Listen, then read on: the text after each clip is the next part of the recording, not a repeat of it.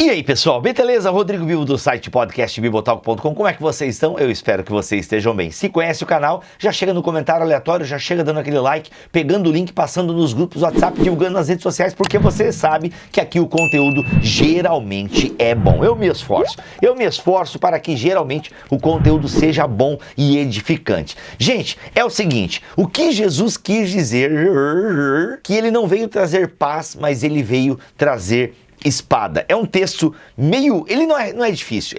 Se você ler o contexto aqui, você já entende mais ou menos o que Jesus quis dizer. Mas é legal trazer um pouco a reflexão sobre esse texto aqui de Mateus, no capítulo 10, e a partir do versículo 32, porque a gente tem visto um Jesus muito soft aí. A gente tem visto a galera falar de um Jesus muito paz e amor. Já no meu livro, né, O Deus que Destrói Sonhos, que se você ainda não comprou, compre, gente. Tá lá, ó, tá na Amazon, tá show de bola, tá bom? Eu já tento desconstruir esse livro aqui, maravilhoso, né? Você já leu? Comenta aí se você já leu o meu livro ou se você quer ler. No meu livro eu já comento desse Deus riponga, desse Deus paz e amor, desse Deus aí que tá toda hora só querendo nos fazer feliz. Aliás, caiu agora na minha rede, né? Mandaram uns links, eu acabei vendo alguns vídeos do sujeito, um pastor aqui de Santa Catarina, e o cara tem o dom de pegar versículos bíblicos e fazer você ganhar mais dinheiro. Cara, é impressionante as abobrinhas que esse pastor, infelizmente é pastor, faz com o texto bíblico. A última que eu vi dele mesmo é assustadora, né? Tudo é possível aquele que crê. Ele pega esse texto, conta uma história que eu nem vou reproduzir aqui para vocês, e bem, ele usa esse texto, tudo é possível que crê, para fazer você faturar 10 vezes mais. Se você está precisando de dinheiro e você está precisando faturar mais, é bom você seguir esse cara. Ele não entende nada de Bíblia, e pelo jeito é um péssimo coach também, né? Porque, gente, misturou Bíblia com coach, para mim é ruim nos dois. É mau teólogo e mau coach, porque a gente precisa respeitar os bons coaches. Tem gente muito séria, muito boa, que não fica misturando as coisas. Vamos lá, vamos ler o contexto? Porque lendo o contexto, a gente já consegue pegar um pouco os meandros do que Jesus quer dizer, porque Jesus não veio trazer paz, mas ele é o príncipe da paz. Paulo não fala que Jesus, ele nos dará uma paz que excede todo o entendimento? Então, mas o que Jesus quer dizer com ele não veio trazer a paz? Tem todo um contexto que é legal, olha só. Eu vou ler a partir do versículo 32, leio na NVT. Quem me reconhecer em público aqui na terra, eu o reconhecerei diante de meu Pai, no céu. Mas quem me negar aqui na terra, eu também o negarei diante do meu Pai no céu. Não imaginem que eu vim trazer paz à terra. Não vim trazer paz, mas espada. Aí ele cita Miqueias capítulo 7 aqui. Vim para pôr o homem contra seu pai, a filha contra sua mãe, a nora contra sua sogra, seus inimigos estarão em sua própria casa. Miqueias aqui é um contexto de desgraça total, o negócio está feio lá no contexto de Miqueias, e Jesus traz esse contexto do Miqueias, que muitos judeus inclusive interpretavam que isso aí era um sinal dos fins dos tempos e depois viria a paz que o Messias traria. Jesus aqui já contrapõe essa ideia de, não, gente, eu sou Messias, mas não está ainda chegando o momento terrível, não. O negócio ainda vai ficar, o bagulho ainda vai ficar louco. Por isso eu já estou alertando vocês. E aí ele fala no versículo 37, quem ama seu pai ou sua mãe, mais que a mim, não é digno de mim. E quem ama seu filho ou sua filha, mais que a mim, não é digno de mim. E aí, gente, ele continua, né, de tomar a cruz, quem se recusa a tomar a cruz, não é digno de mim. Quem quer achar a vida vai perder, e quem perde por ele, no fundo, a encontrará. Ou seja, é a dureza da radicalidade de se seguir a Jesus. Não tem meia palavra, gente. E aqui um ponto importante. Jesus diz que não veio trazer a paz, mas a espada. Ele não está dizendo que os discípulos dele vão empunhar a espada, como infelizmente muitos utilizam esse texto, e eu concordo com os comentaristas que dizem, não. Os inimigos do evangelho é que virão com a espada. Por quê?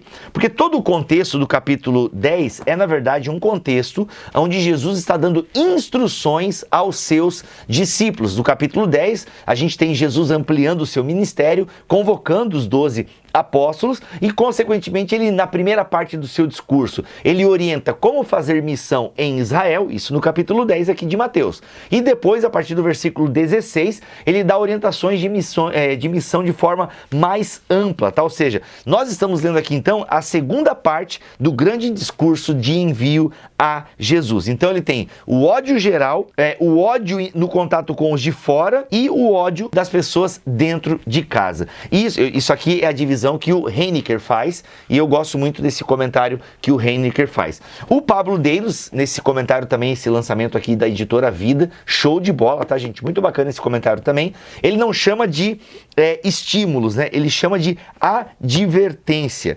Ele chama de advertência o que Jesus está falando. E, gente, realmente são advertências seríssimas, tá? O Heinecker diz que são estímulos e o Deiros diz que são advertências. E são as duas coisas. Porque, de fato, Jesus está estimulando eles a evangelizarem, a cumprirem o chamado, a cumprirem esse envio, mas, ao mesmo tempo, ei, gente, não vai ser fácil, porque vocês vão ser perseguidos, assim como eu fui perseguido. Isso aqui, gente, só para vocês entenderem, eu já expliquei isso aqui no canal. Quando alguém começava a seguir a Jesus e dizer que Jesus Cristo é o Senhor e começava a ser um discípulo de Jesus, ele estava passando uma mensagem para sua família, ele estava passando uma mensagem para o seu povo e, de alguma forma, até dizendo que, ó, gente, vocês estão na religião errada, a religião, essa nossa religião está caducando. Ele é o novo, ele é o Messias. Então isso obviamente que daria muito rolo dentro de casa. Com certeza, pessoas que seguiram a Jesus tiveram problemas dentro de casa. E Jesus está dizendo que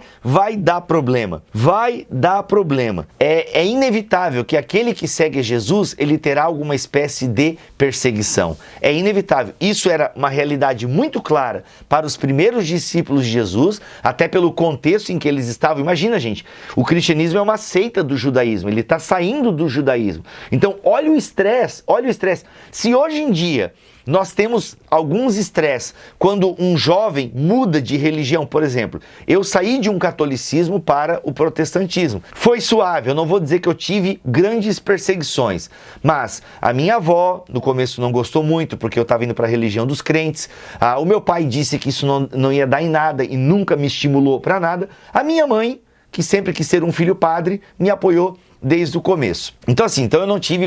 Uma vez meu pai me impediu de ir no culto e tal, mas foi uma coisa muito localizada e tal. Agora, é fato que tem jovens que talvez tenham problemas bem mais sérios que o meu, e aí realmente é uma situação muito difícil. Porque você é um jovem, você não consegue pagar suas próprias contas, e aí? Você pode amar a Jesus mais do que amar a sua família? Não. Você deve amar mais a Jesus do que a sua família. Só que o contexto hoje é um pouco diferente da época, em alguns aspectos. Talvez seja o seu caso. Você conheceu a Jesus na pandemia, se tornou crente pelos cultos online, quer ir para a igreja agora, os seus pais que são ateus ou agnósticos não querem você envolvido com a religião, porque eles têm uma péssima aparência da religião. Então, se a sua igreja lhe acolher, será que seria o ideal você sair de casa e viver na igreja, com algum irmão da igreja? Hoje em dia, com as leis como são, isso não é tão fácil e talvez não seria nem adequado. Agora, você tem que conversar com seus pais, converse com o seu pastor, peça uma visita do seu pastor ao seu lar e dá um jeito aí. Tá? O fato é que na época de Jesus era uma mudança muito radical.